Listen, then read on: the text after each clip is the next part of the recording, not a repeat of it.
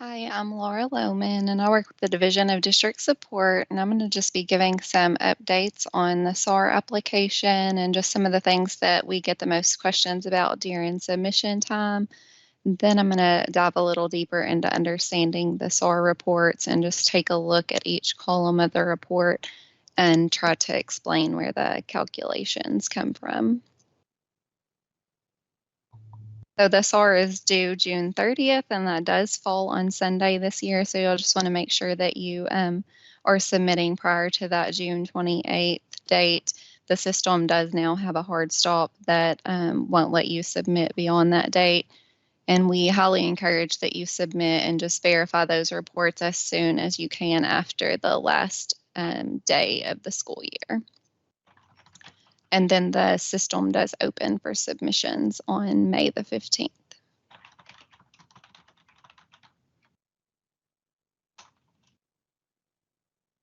District users, finance officers, and superintendents all have access to log into the SAAR system using their Microsoft credentials. And once they're in that application, whatever cycle is active is shown in green, like you see here with the growth factor, that will swap over to the SAAR on that May 15th date.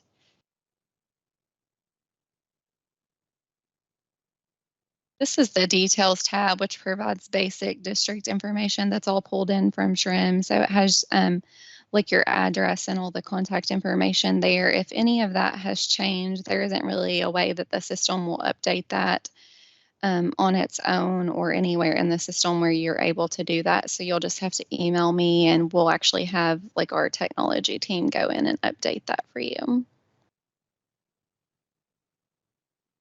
And then the next tab is the users tab.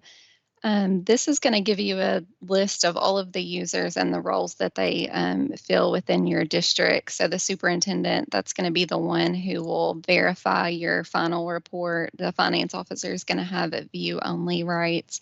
And then your district user has access to upload and edit the files. And this would be like your the DPPs and any staff who would need access to assist them.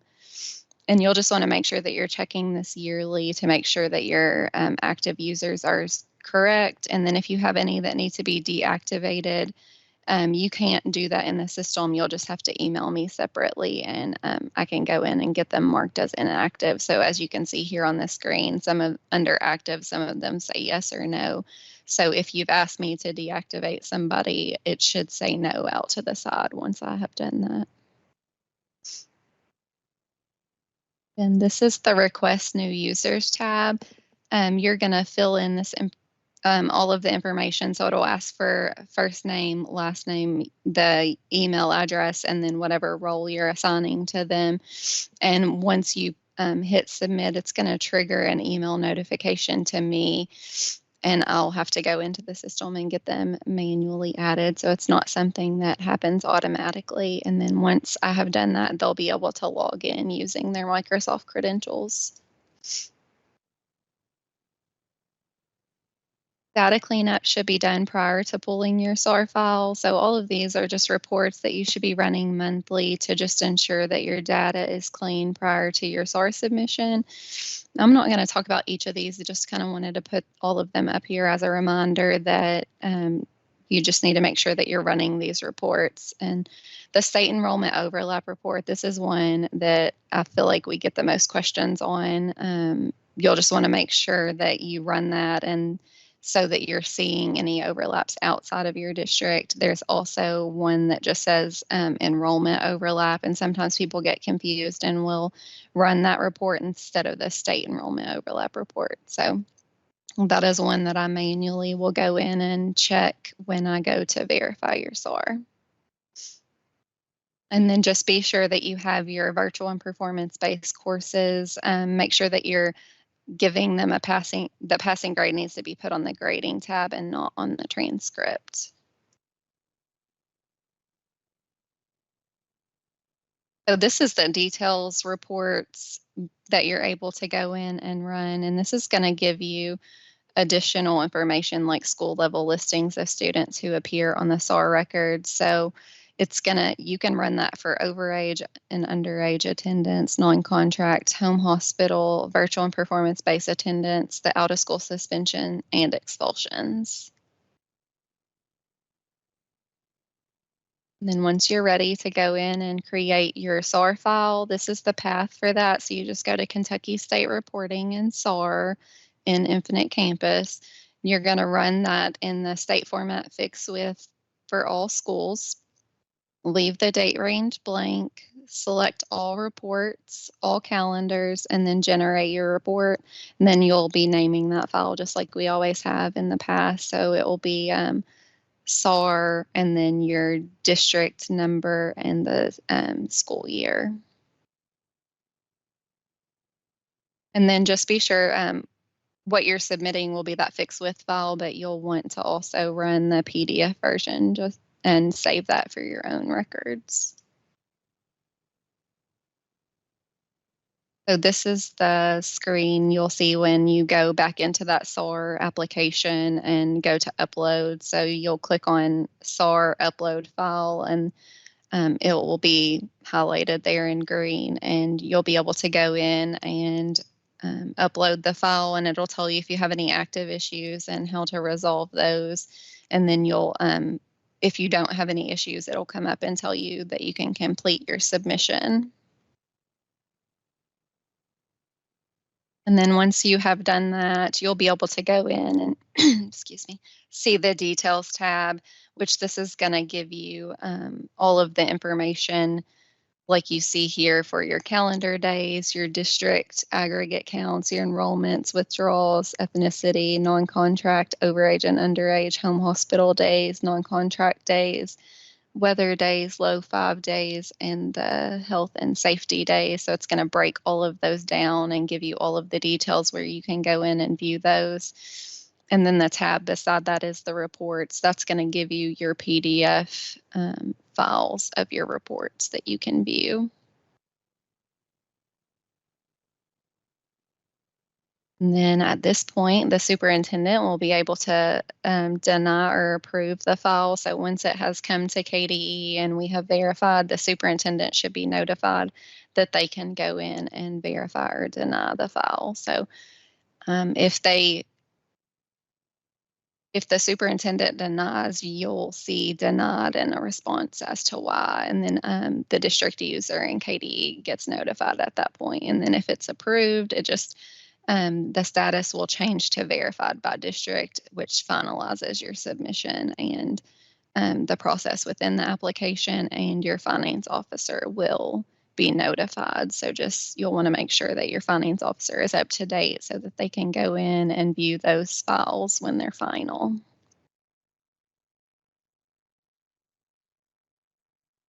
And then this is the Report Managers tab, which shows all of those PDF reports like I talked about. You can change the year here to toggle back to historical years if you wanted to look at previous years to compare. And it'll have a draft watermark on them until it's completed by KDE and superintendent. And then the finals will be in there once the approval has happened.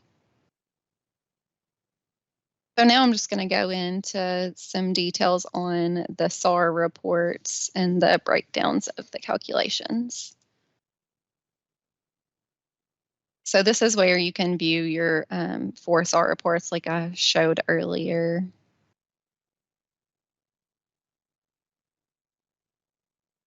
This is the SAAR attendance summary report. So the one in each letter column is always going to represent your kindergarten, and then the 2 in each column always represents your grades 1 through 12. So the A column, that's going to be your aggregate attendance numbers coming in from record 7 on the SAAR. And this is before any adjustments happen. The C columns are all of the adjustments that come out, and the attendance adjustments taken out for overage and underage students, low weather days, the 5 lowest attendance days, non-contract students, adding in those first 10 days of suspension, the expelled days, and the virtual and performance-based attendance. And then your D, this is going to be your substituted days for non-traditional weather. And this is where the C section takes everything out, where the D section kind of puts everything back in with the substitutions. The E column is the adjusted reported after the raw data comes in, and the adjustments are taken out and the substitutions are put back in. The F column is going to show your full AADA for both kindergarten and grades 1 through 12. And then we are currently working on getting that column for the adjusted AADA with the half-day kindergarten taken out of the report because we no longer need that.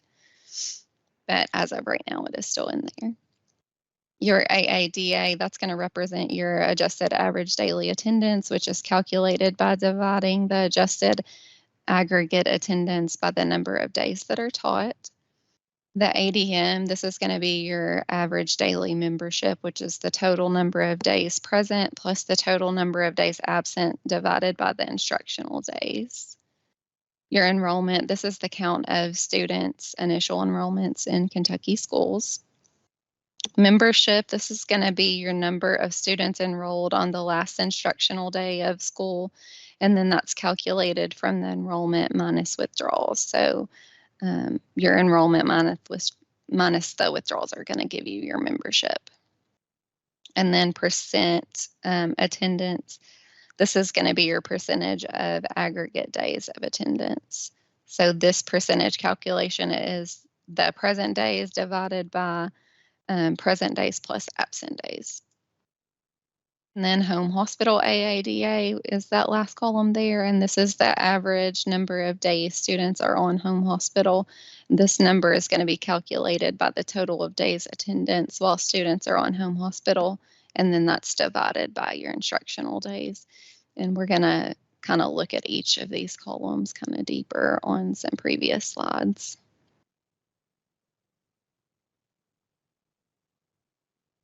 And then this is the attendance adjustments report that goes along with the other report. So all of these are your adjustments that come out. So the column P through W, this is where they're subtracted out. And then your columns X and Y are your virtual and performance-based suspensions and expulsions and where those are added back in. So all of the columns are subtracted from X and Y, which is your virtual and performance-based courses, suspensions, and expulsions. And then the totals brought back over to column C on that previous report. And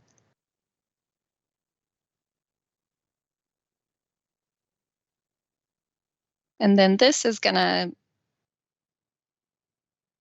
to be your the screen that shows you your record 7 from the SAAR report in Infinite Campus. So you'll find the total aggregate days present for kindergarten and grade 1 through 12, and this should match whatever is on your column A and A1 and A2 on the attendance summary report. So you'll just want to make sure that you're running that SAAR record 7 to make sure that those numbers are matching for A1 and A2.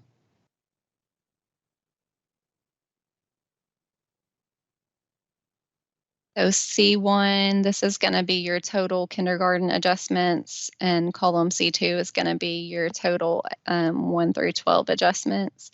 So all of the adjustments are taken in and out of the reported totals, and the total adjustments include, it's going to add back in the first 10 days of suspension per student, the expelled days marked absent, and your virtual and performance-based course attendance. And then it's going to subtract over age and underage student attendance up to 10 weather days, the 5 lowest attendance days, and then the non-contract student attendance.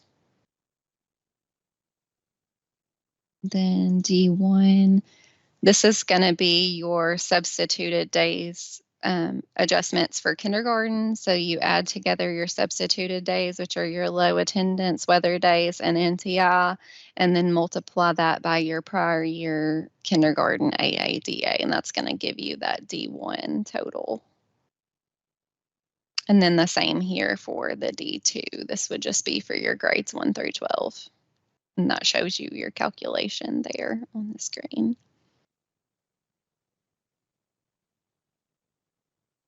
And then E1 and E2. So this is going to be your kindergarten adjusted reported and your 1 through 12 adjusted reported. So these are just your adjusted aggregate days for kindergarten and 1 through 12. So to get this calculation, you take that column A1, which is your kindergarten reported, minus column C1, which is kindergarten adjustments, and that gives you your E1 adjusted reported total, and then the same for E2.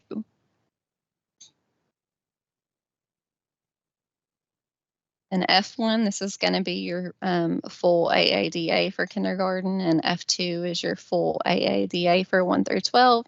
So this adjusted average for kindergarten, you would just take D1 substituted days kindergarten and add in E1 adjusted reported kindergarten divided by your last column, which is your number of reported days, minus 5, and that's going to give you your total for F1. And then you'll do the same for F2 to get your grades 1 through 12 AADA.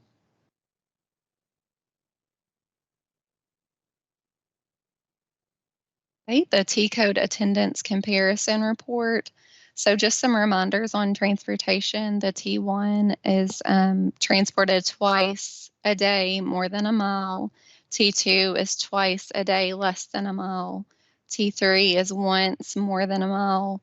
T4 is going to be once, less than a mile. And then T5, this is for special education or special transportation, and that has to be listed in the IEP accommodations. And then NT, this is non-transported. And if you don't put in a T code in Infinite Campus, the system's going to automatically make the student non-transport. So you're going to want to make sure that you're watching those to make sure that there's not any that are just defaulting to non-transport and that they actually are not transported. So this report's really helpful because you can look at your current and previous transportation totals, and you'll want to just look at the report to just make sure that there isn't a huge difference from the previous year, as it would be a red flag that something is wrong and there's just a lot of funding tied to transportation. So you'll just want to make sure that it is as correct as possible. Hey, Laura, this is Jessie Yes. Carlton. Could I jump in and speak to that comparison report real quick? Yes. Because we have a question about it. Back. Okay. I'm sorry. No, go for it. I'm sorry to jump in, tried to message you. Hi, everybody. So we have a question over in Go Soapbox asking about, we received an email about this report, and when do we do this? Can I utilize this before we finish our SAAR? And, as Laura said, this is something you look at after your SAAR is completed. But I think part of what we're trying to make sure everyone understands is after your SAAR is completed, we don't want you to just be done with it. We want you to come back in and look at these reports, because if you see things off on these reports right then, that's when we need to fix it. I know it's a lot getting the SAAR in and processing everything, but the longer time goes, the more this data goes over to the other side of our house who cuts the checks. And as it progresses farther away from SAAR, when errors are found, it's harder to go back and find them. We're looking at them, but Laura's got 171 districts to look at. So after you have completed and it's in, as soon as that SAAR is final, you can run this report and say, okay, I was expecting a little loss here in this T1, but I see a gain over here in T5. It's looking at this right at the time so that we can all kind of look and wave the red flag to say, hold on, something has gone wrong.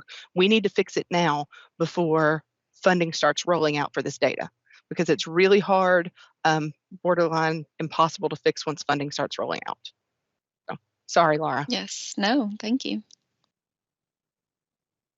Great. So this is that transportation summary report that goes along with the other report.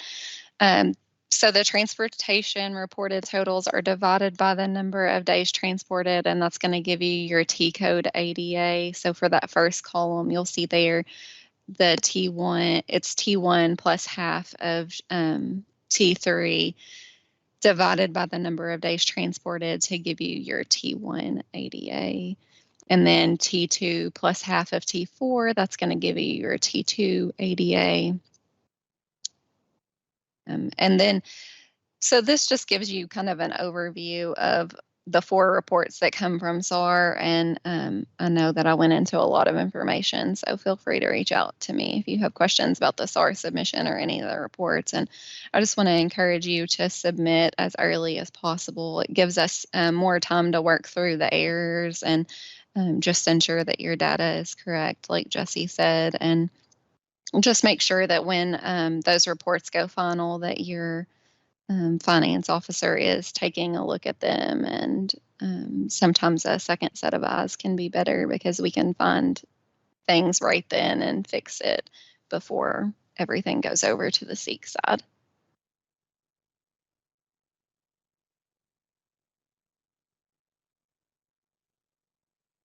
Help if I turn my mic back on.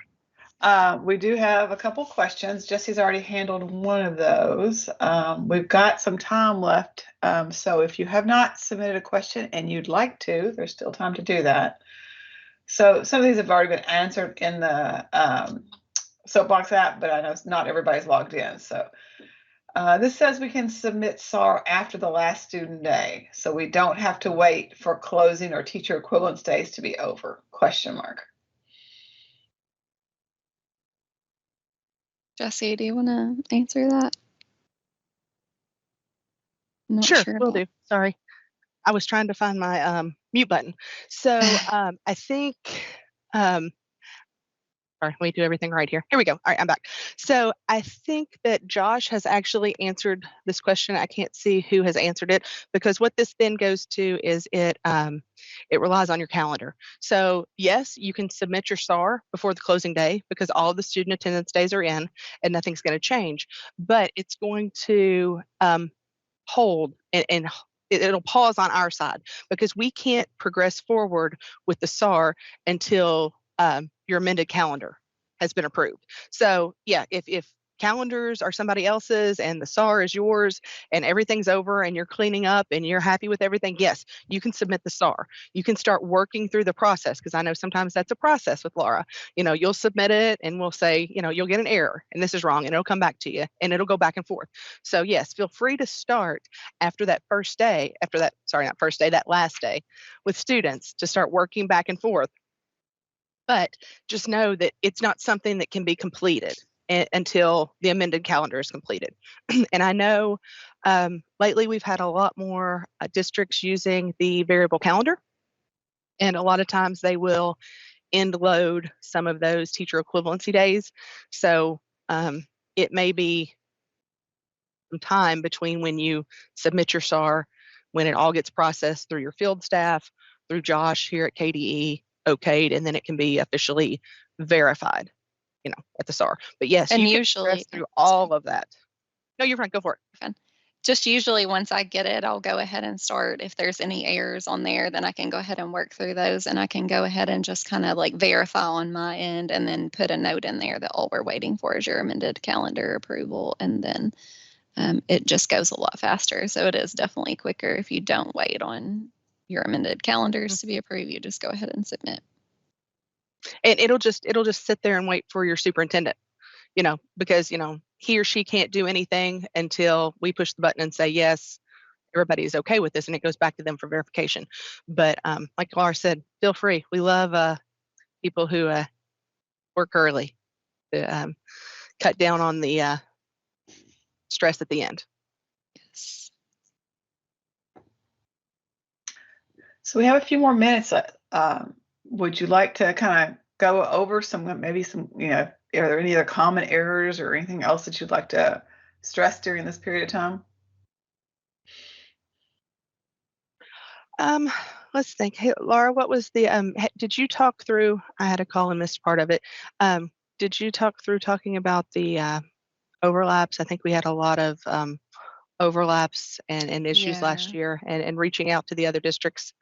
Yes. A lot of times. I briefly mentioned that state enrollment overlap report and just making sure that they aren't running the just enrollment overlap report. And then we do get a lot of questions on like, this is outside of our district. How do we take care of that? And you just need to contact whatever district that state enrollment overlap is with and try to get that resolved. Sometimes you And can't just do it on your side. You're going to have to reach out to the other district. We can if also you're touch looking for on. contact, sorry, but if you're looking for contact information on another district, the openhouse.education.ky.gov has a school and district directory. So you can get the contact information from other districts there if you don't already have it. Yeah, it's always good to start with their DPP, and they can kind of filter you down to where you need to go. The other thing I think I would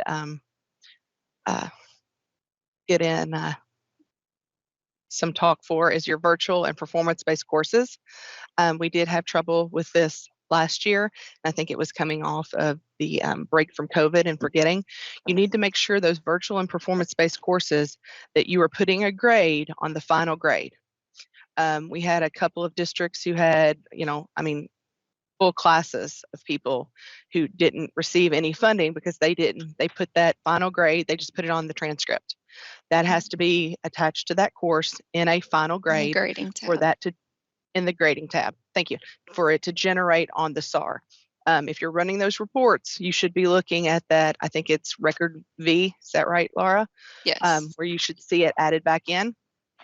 So they're not going to get any, quote unquote, normal attendance, but then you should see that record V. So if you know that you have 30 students who are fully virtual or performance-based students, especially as we are kind of rolling towards more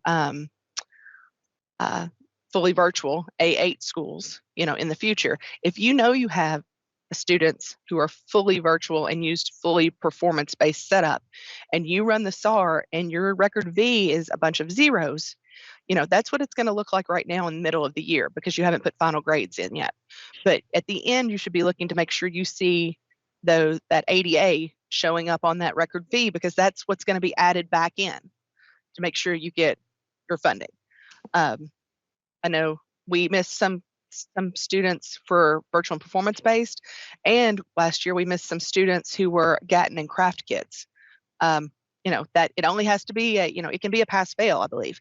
So just make sure you're setting up those students in your district because you want to generate that funding. You're allowed to set up a Gatton or craft student with a full, placeholder schedule. And when they successfully complete, their time that year at Gatton or craft, you can put a passing grade on that and you'll generate a full years of attendance on there.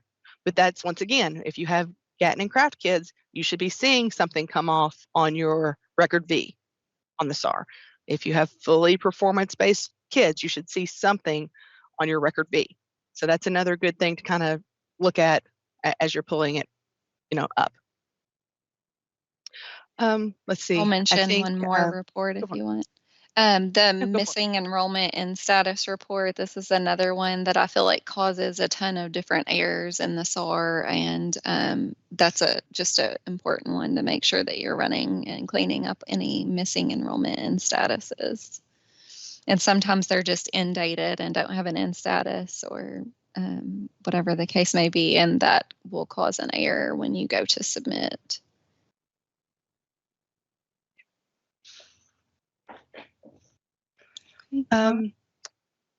Let's see. Are we close enough, Dee Dee, or do I need to? We got a go couple something minutes. else? We got a couple minutes. If anybody wants All to. right. Let me see what else I got. Fill a water cup or something like that. This is a great time to do it. Jessie's going to be stay with us for the next session, but we'll start that at 11:30. But if you have anything else, feel free to use the time.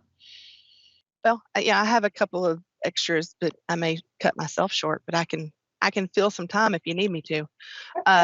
The other thing I would say to clean up to help with Laura is that there's a new home hospital report. I think we will touch on it a little bit in supplemental slides. It's out there. It helps make sure you're generating all the funding. I think a lot of people don't understand with home hospital, you get funding kind of two ways. You're going to get funding for those attendance codes for instructing the student. And if you have that home hospital attendance code, that's generating what I consider regular attendance. But also then when you put that attendance group in, that's what kind of kicks in your extra and your double and your extra funding for home hospital. So you need to make sure you're running that report because it'll point out on both sides if you have a mismatch. If you remembered the attendance code, but you haven't remembered the attendance group, or vice versa, because you need both sides of that equation to get the full home hospital funding. 11:30.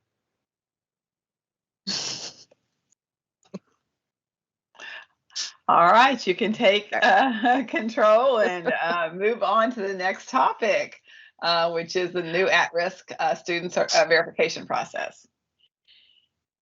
All right. Okay, I think I have control. There is Laura and Rhonda's Divine's contact information if you need it.